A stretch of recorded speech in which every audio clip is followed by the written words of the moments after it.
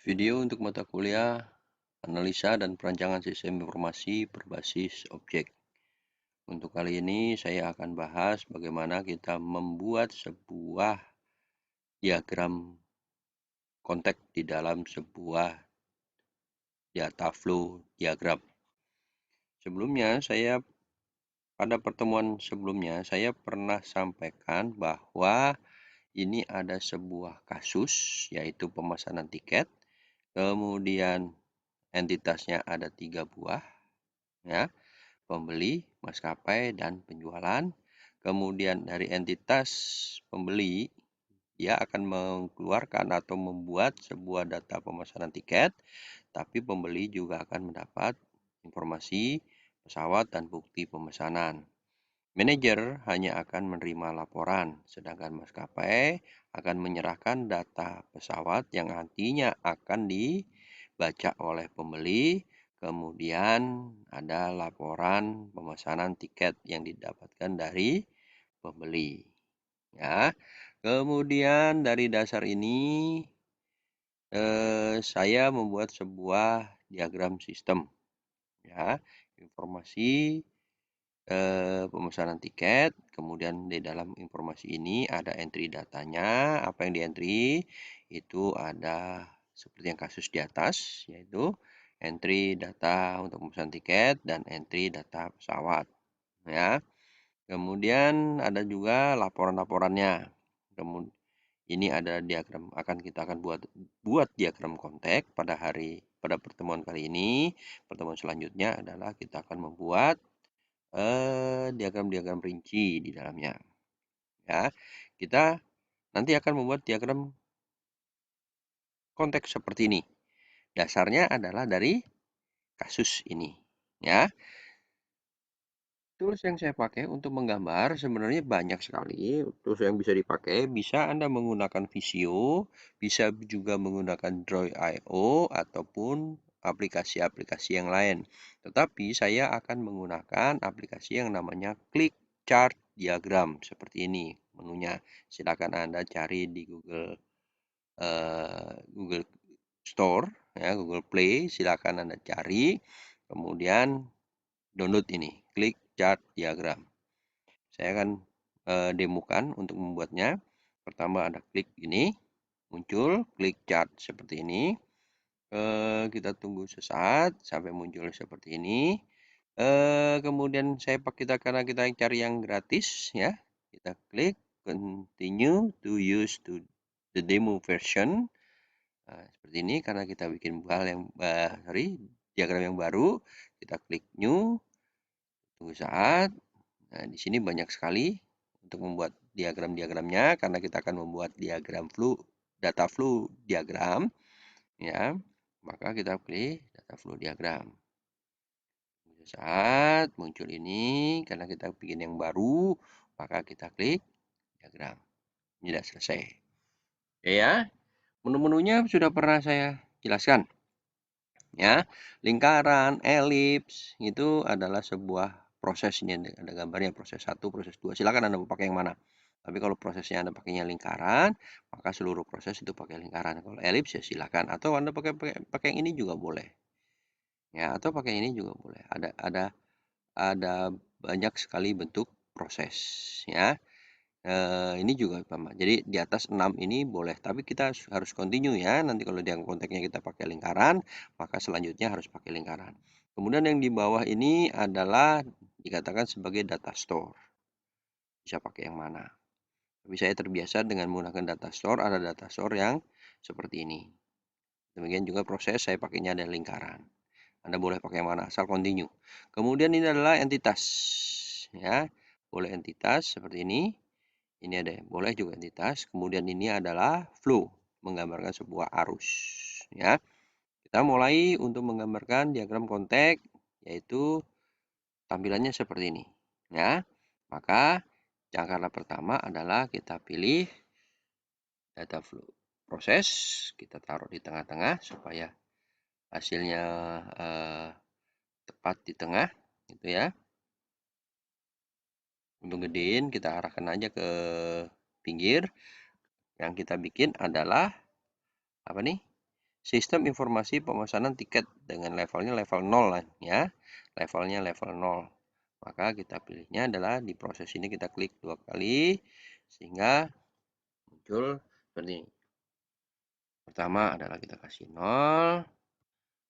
Dia menyatakan sebuah sistem level 0, kemudian sistem informasi pemesanan tiket. Kalau terlalu besar boleh diblok, kemudian ini di perkecil 36 jadikan 20 atau berapa pun boleh. Oke, gampang ya. Kemudian kita bikin entitasnya dulu, pembeli, maskapai, dan manajer penjualan. Ya, kita pakai entitas ini. Ya, ini kalau muncul gini biar abaikan aja tuh, biar nggak ganggu kita hapus aja lah. Ya, ini adalah pembeli. Kemudian ya, ini maskapai. Ya, ini supaya nggak ganggu, kita hapus. Kemudian ini kita bikinnya di sini adalah manajer penjualan. Ya, ini juga supaya nggak ganggu, kita hapus. Ini kita boleh dekatkan supaya tidak nanti copy paste-nya tidak terlalu jauh ya. Kalau sudah, kita lihat lagi sekarang. Berdasarkan kasus, pembeli akan memasukkan data pemesanan tiket. Dia akan menerima informasi tiket dan bukti pembayaran. Ya, tampilannya kan seperti ini. Sebenarnya ini bebas ya. Nah, kita boleh pakai yang ini atau pakai yang lingkaran ini juga boleh. Saya pakai yang ini aja deh.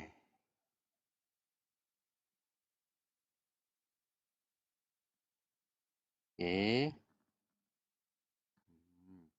Kalau kurang cakep karena ini lingkarannya ada di sisi atau di sisi samping, kita bisa rubah-rubah supaya seperti ini.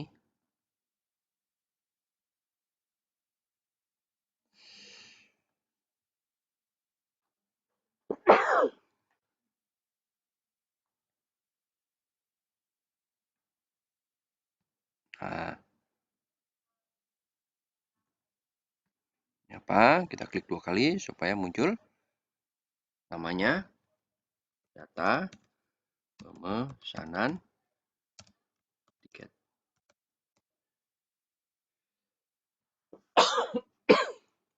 Ini dikecilkan supaya kan ini hanya merupakan sebuah dokumen.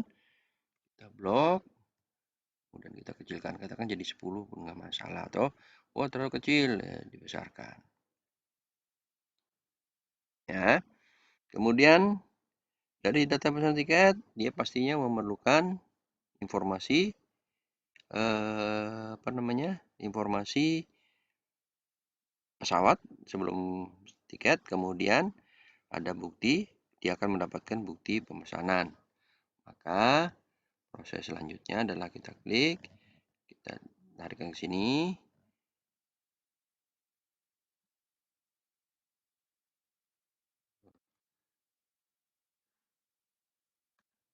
Oke.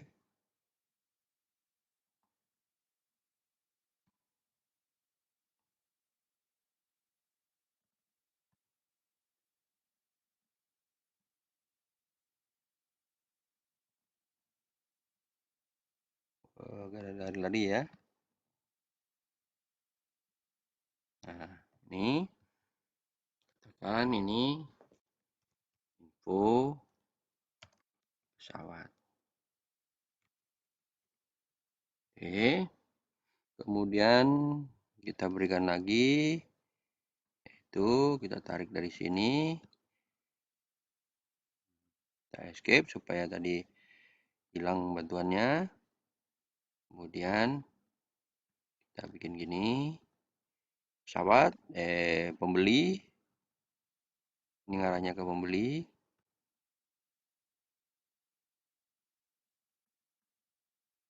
Oke, karena dia sudah pesan tiket pesawat, maka ini adalah kita dapatnya informasi atau bukti pemesanan tiket.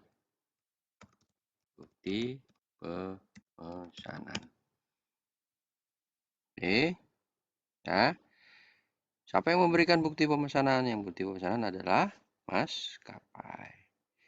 Kita tarik dari sini. Ini maskapai yang entry untuk masuk ke dalam sistem.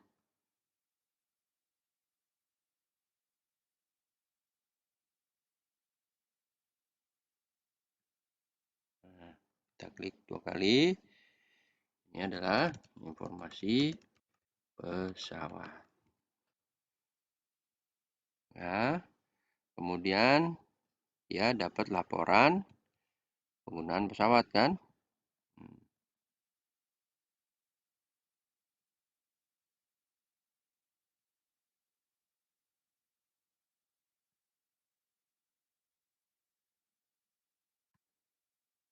Kita lihat ya, pastikan. Oh, data pesawat, laporan pemesanan tiket. Ini data pesawat. Data pesawat. Kemudian ini laporan pemesanan tiket. Laporan pemesanan. Oke, kalau sudah, ini manajer akan mendapat laporan. Laporannya sama ya tadi, yaitu laporan pemesanan tiket. Dan satu lagi adalah kita cek dulu supaya nggak lupa. Oh, laporan pesawat. Laporan maskapai atau laporan pesawat.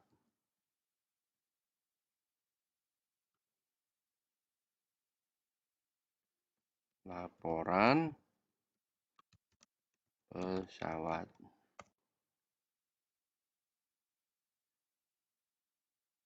Ya, itu tambahinlah terlaris, boleh. Kalau ini kurang geser-geser, silakan geser, bisa digeser. Nah, oke. Ini jadilah diagram konten.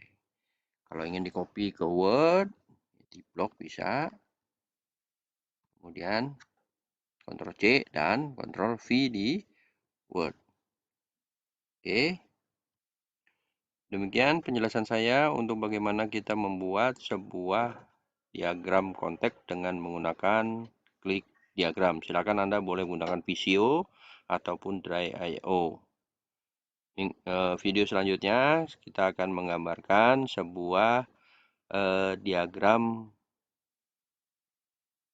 rinci atau diagram level 1. Ya, caranya sama dengan tadi, tapi saya akan demokan satu buah diagram. Nanti silakan Anda tinggal lanjutkan. Demikian penjelasan saya. Apabila ada yang kurang jelas, silakan Anda diskusikan di WhatsApp grup. Sekian, nantikan untuk video selanjutnya untuk diagram rinci dan pelajari lagi teori-teori yang tentang pembuatan data flow diagram dan sudah saya share di presentasi saya ataupun di video saya. Demikian.